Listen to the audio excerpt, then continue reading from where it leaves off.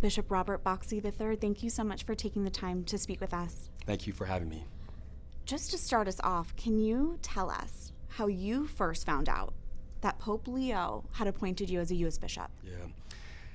Yeah, so it was Saturday afternoon, April 25th, about 1 or 2 o'clock in the afternoon, and I was at my desk in my at the rectory at Immaculate Conception, working on my weekend homily for the Vigil Mass in a couple hours, and can add Mass and confessions that Saturday. And I get a call from the nuncio, Cardinal Pierre. And when he called, I didn't think anything of that phone call because just 2 days prior, we were invited to an event at the nunciature with our students, and I saw him, spoke to him. We took a picture with him. I thanked him for his service to the United States and had a little bit of small talk. So when he called, I didn't think anything of it. I thought he was referring back to the event that we had. And so when I picked up the phone, I said, Cardinal Pierre, great to hear from you. It was a wonderful event. Thank you for inviting us. And then he asked, what was I doing? And I said, I'm just working on my homily. I have Mass in a couple hours and just finishing up. And then he asked if I was sitting down. Yes, I'm sitting down. I'm at my desk, working on my homily. And then he said, Pope Leo has appointed you the new auxiliary bishop of Washington. At that point, I stood up and I said, are you sure I'm too young? I haven't been a pastor. That was the first thing that came to my mind. Are you sure I'm too young? I haven't been a pastor. And he said, well, the Holy Father has seen your work. You've become highly recommended by the priests in your diocese. But I was like, no. I haven't been a pastor yet. I'm too young. Are you sure about this? The Pope is sure about his position, and he wants to appoint you. You've done great work. This will be a great service to the church. And I'm at the whole time just shaking my head. This can't be. And so then he just asked me point blank, do you accept? And I said, yes, ? And he was like, great. This is going to be a great moment for the church. And we're excited for you. I'll be praying for you. Then he told me to give my Archbishop Cardinal McElroy a phone call, and he said some encouraging words, and then we hung up the phone. And then I hung up, and then literally, I get my pillow, and I just scream in my pillow for the next 5 minutes, trying to think, what did I just accept? What did I just agree to? What's happening? And so I get myself together, and then I give Cardinal McElroy a phone call, and he was excited, he was delighted, and he said this is going to be a great opportunity for the diocese, a great moment for our local church here in Washington, and he wanted to meet. I met with him later that evening. And you've been ordained a bishop just over a month now. I imagine, are you still processing this new reality? Yeah, I am. It's still new, it's still fresh. And, the ordination was it was tremendous. It was a real gift to me and my family and my community, a real gift to this local church.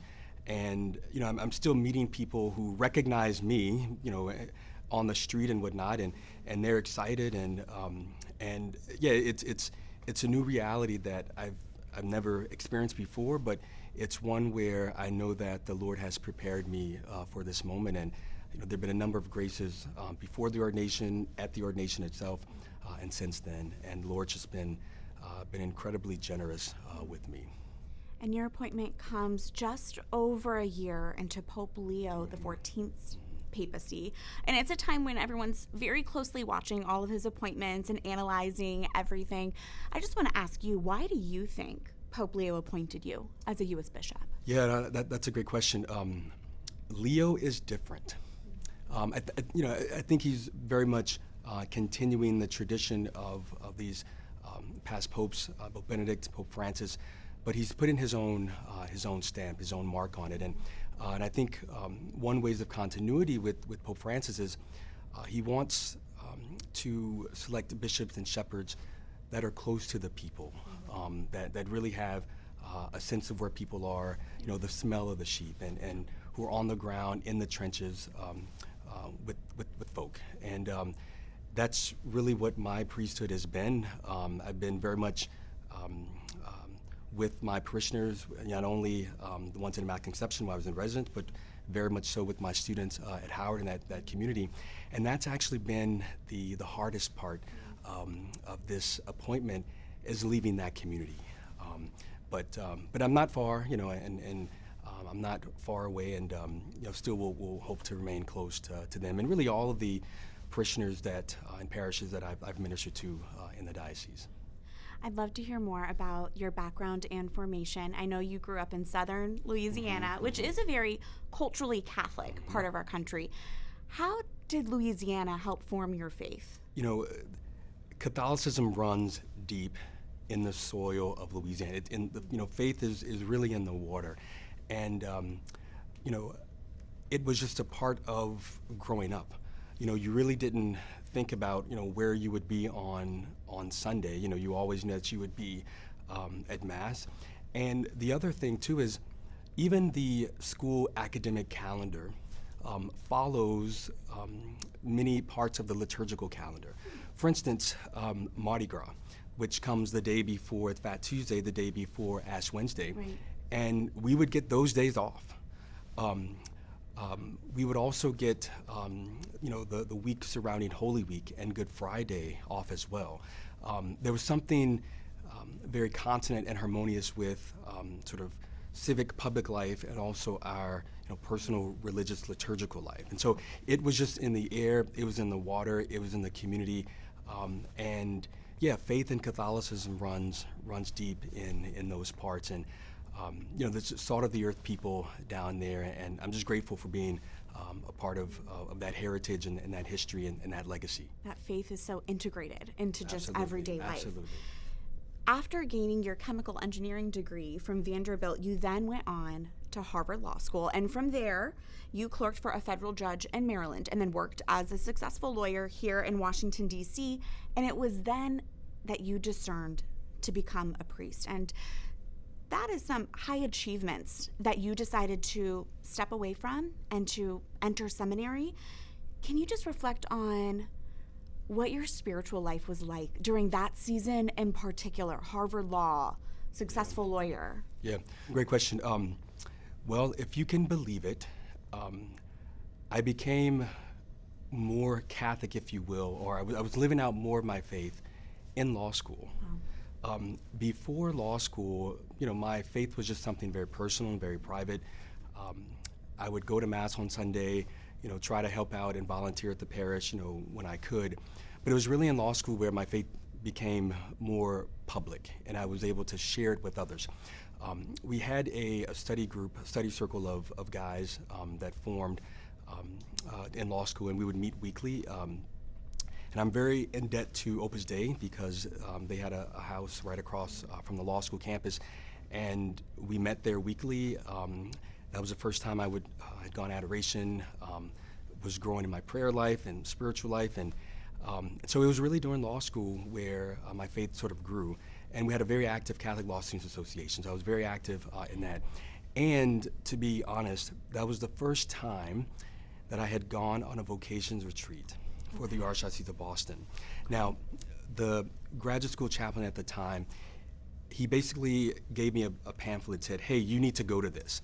And we'd never talked about vocations, never talked about priesthood. I was like, no, I'm not doing this. I have too much work to do, all these cases to read.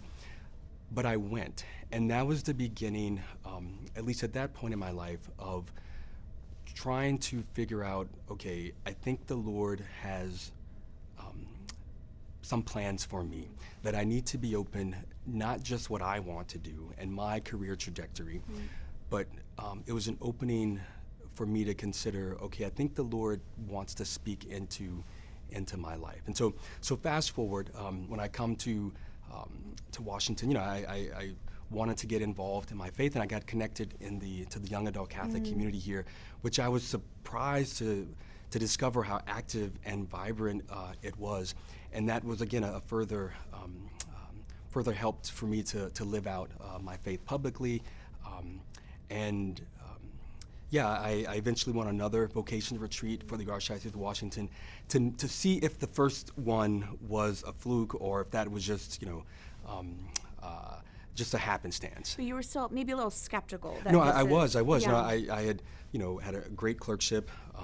I was at a great law firm. I was, doing some good work, making some good money, living in a great part of town, really living the D.C. life, if you will. And it was fun. It was fun. Yeah. And it felt as though I'd worked so hard to achieve this and wanted to see that to its natural end. And so, but yeah, the Lord had other plans, and basically the short answer is the Lord called, and He placed this desire that kept growing and growing and growing, that I couldn't simply ignore or couldn't simply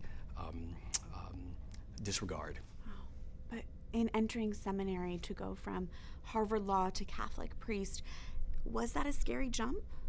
Yeah, it was. I mean, all signs pointed to a different direction. All signs pointed to, legal career, perhaps maybe even politics. And certainly when I entered Harvard Law School, this was not on the radar at all. Yeah, I'm just grateful that I had a good community around me. I had a spiritual director that was guiding me along this path. Because there are many things that were going on in my heart that I didn't know what to do with, that were foreign, or at least that didn't square up with what my life was like, or where I was moving at that particular point. And from being ordained a priest to becoming a bishop in 10 years' time, I mean, what do you make of the pace of your religious life and Episcopal journey? Yeah, I'm still wrapping my head around it. It's a bit head spinning. I mean, again, that was my reaction when Cardinal Pierre called. I'm too young. I'm not old enough. I haven't been a pastor. I haven't had all of these experiences that one would think that one needs to be a bishop, a shepherd of the church at this point. And the Lord has been kind and gentle with me, and I've just been reminded of the prophets in Scripture, in the Bible. Jeremiah. Say not, I am too young. And I've been sitting with Jeremiah quite a bit,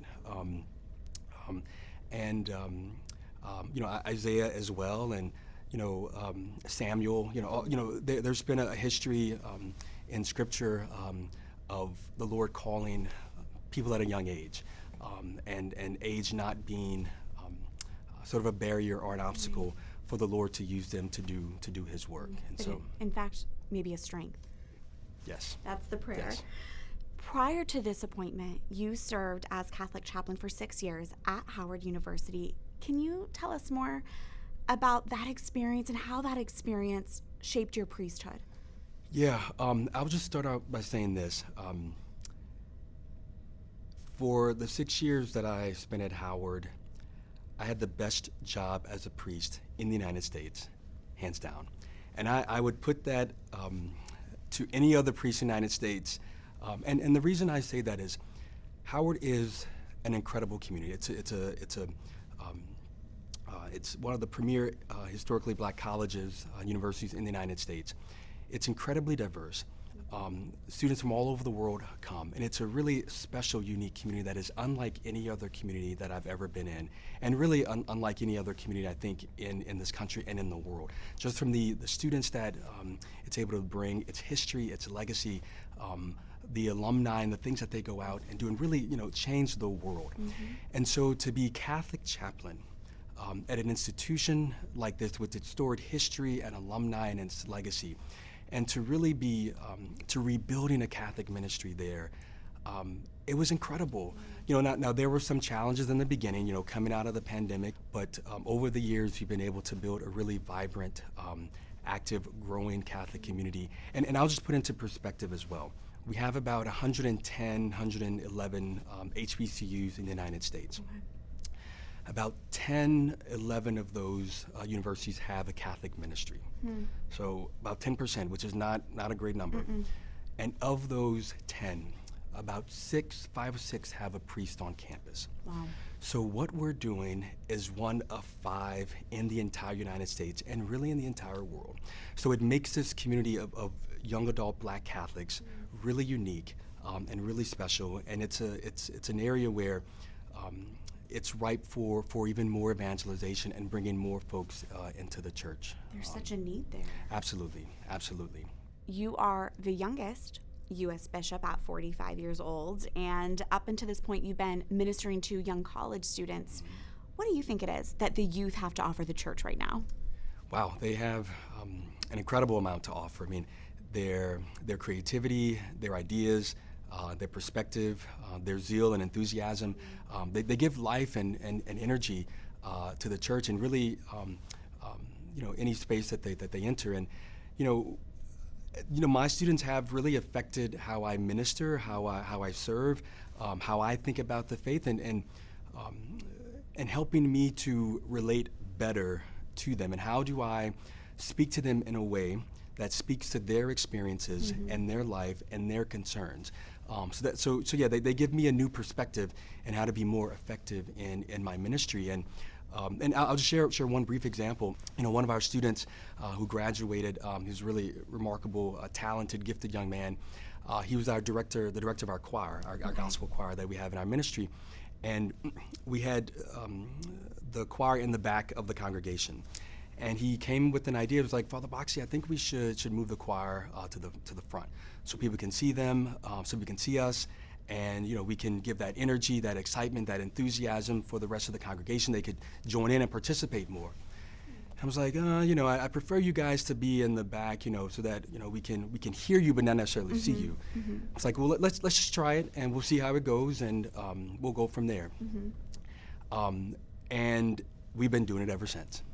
It really has made a big difference in our worship experience, in our liturgy, and the choir just always brings that energy, that enthusiasm, and it catches on with the other students and those who come to our liturgy. So yeah, young people can help to open and broaden our horizons and our perspectives, and really for the good. I mean, they do have something to offer. They are a part of the church, and we do have to give more space and more voice to them. And to listen. Absolutely. Do you feel a certain special responsibility being the youngest U.S. bishop? What does that feel like?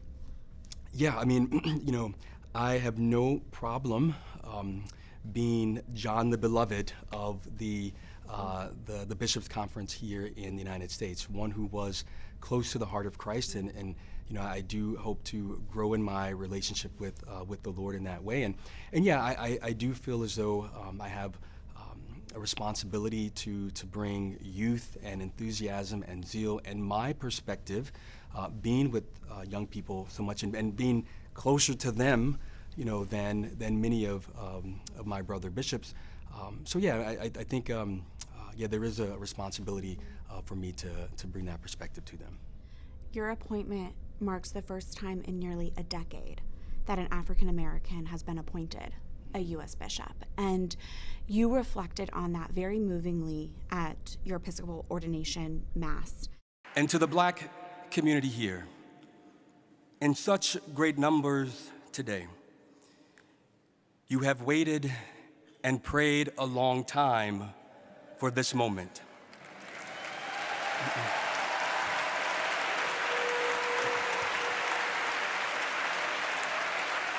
And I humbly accept this role on your behalf, standing on the shoulders of our ancestors and giants in the faith, the Holy Seven, Father Augustus Tolton, Sister Thea Bowman, Bishop Harold Perry, Bishop Leonard Olivier. The list goes on, who made this day possible. Can you reflect on the significance of your appointment to the U.S. Black Catholic community right now? It's huge, and it's much bigger than me. There has been a fraught history within the Catholic Church when it comes to Black people. We'll just be honest. There was a significant period in the church where African Americans were relegated as second-class citizens in the church and in the house of God, having to sit in the back of the church or in the choir rafters, receiving sacraments last, being denied even entry into the church.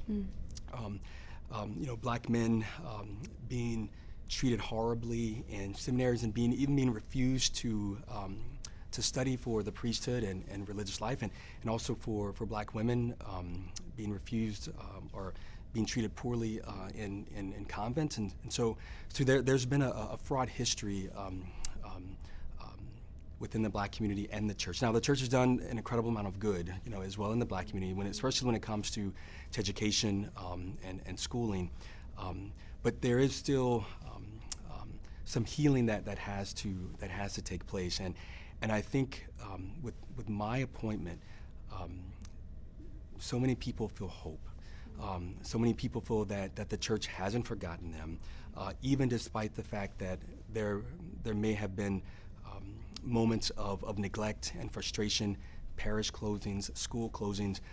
Those leave deep wounds in people, and really, I think, open up new wounds when things like that happen in the church, and especially in the black community. And so people feel a lot of hope in this, and God willing, I'll be doing this for the next 30 plus years, and so to hopefully really make a mark and an impact in the church. Thank you for raising that, and you hit on the fraught history, but can you reflect on a moment too? Is there anything that you want Catholics to know about the Black Catholic experience right now, and have you experienced racism in the church today? The Black community in general, and the Black Catholic community in particular, is full of so many gifts, and we have so much to offer the church. Our faith, our spirituality. It's just, Black Catholic faith, Black spirituality in general, is one where you can find joy in suffering. And there's so much, suffering that's going on around. And our experience is one where we can still find the joy in that. We can still find God's plan and God's providence in that. And that is really a gift that we give to the Church Universal. Our struggle for freedom, God has come to set all of us free, and it's in the really the story of Black Americans where that is most on display. I mean, that's part of our history as the United States, and this is something that we should all embrace. The other another gift that Black Catholics bring, our worship. It's fun, it's spirited, it's joyful. I think we give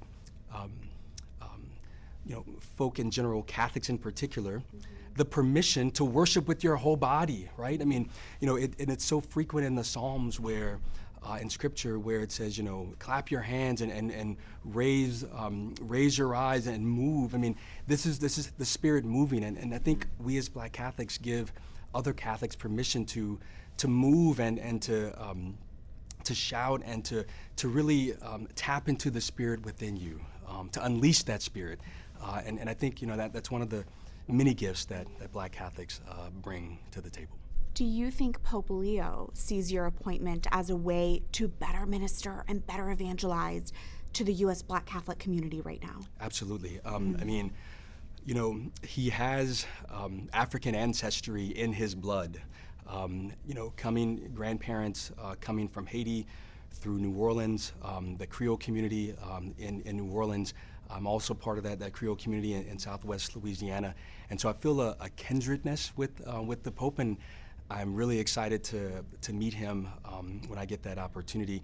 So no, I think he's recently spoke about his own African history and how he's had both those who were enslaved and both those who enslaved other human beings. And so he's aware of that. He's sensitive to that, and even his recent statement in Magnificat Humanitas, his first encyclical, apologizing for the sin of slavery and the horrors that ensued from that. I mean, I'm so grateful for that. So many people around this country and around the world are so grateful for him making that statement, and it's huge. It's going to open up so many more avenues and doors for folks who have been disillusioned by the church to take another look. And I hope, in addition to that, in my appointment, that people will see a new day, that God is doing new things here in the church. Shortly after your appointment, Your Excellency, there were some social media posts and even some articles labeling you, quote, DEI warrior bishop. I wanted to give you the chance to respond to that label, that characterization, and why do you think it was that was some people's initial reaction to your appointment? I think it speaks to the polarization and the division in this moment that we're in right now in this country, unfortunately. And everyone is trying to put people in camps and in silos and to pit people against each other. And that's not what I'm about. That's not what the church is about. And you know, whoever posted this, they don't really know me. And you know, the thing that I would say about that is, unfortunately, the term DEI, referring to diversity, equity, and inclusion, has been hijacked. It's been turned to something negative and to cast aspersions and to label people in a negative way.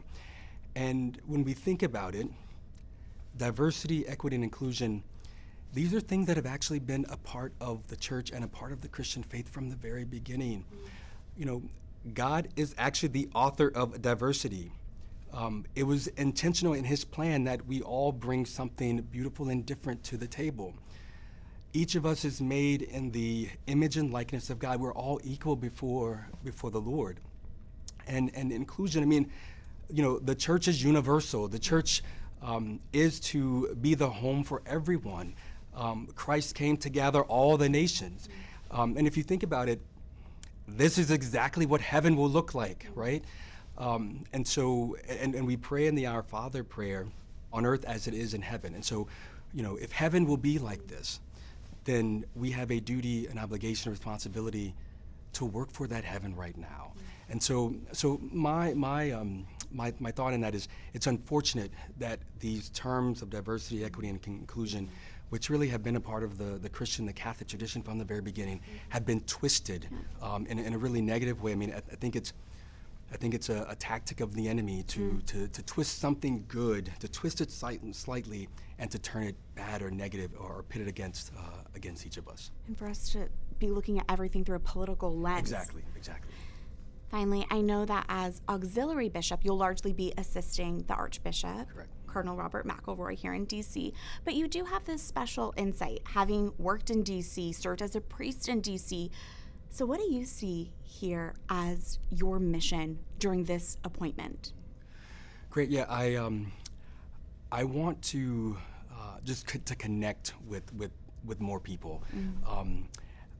I will be assisting Archbishop Cardinal McElroy, but as an auxiliary, that gives me more flexibility to be out with the people, and that's actually part of my role as Vicar for Cultural Communities and Synodality. So part of my role is to be out and connect and to listen to various communities and constituencies in the Archdiocese and beyond, and in particular for those here in the D.C. area, you know, who are, you know, working, you know, on the Hill or in law firms or, you know, lobbying groups.